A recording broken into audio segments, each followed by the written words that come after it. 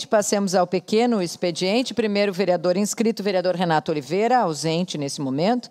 Vereador Felipe Gremmelmaier, agradece, abre mão. Vereador Scalco, também agradece.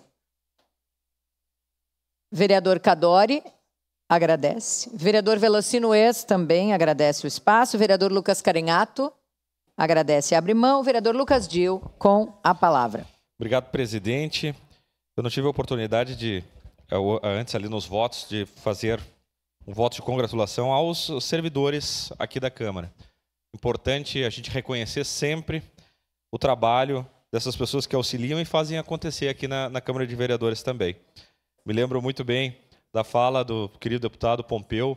Ele sempre dizia, nós sem os servidores somos ninguém, né? Sem os assessores, principalmente, que fazem o trabalho acontecer. Então, parabéns, deixar registrado, parabéns a todos os servidores. Sei que hoje vai ter uma sessão solene, né, também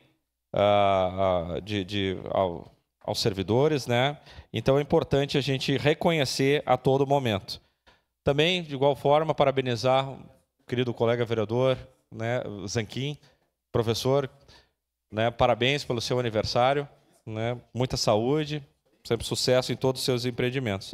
E, de igual forma, também parabenizar pela passagem do aniversário da minha querida filha Gabriele, que ontem completou, então, 15 anos de idade. Parabéns, Gabriele. Sempre muita saúde. Gabriele da Legrave Dil. Parabéns. Obrigado, presidente. Próxima vereadora inscrita, vereadora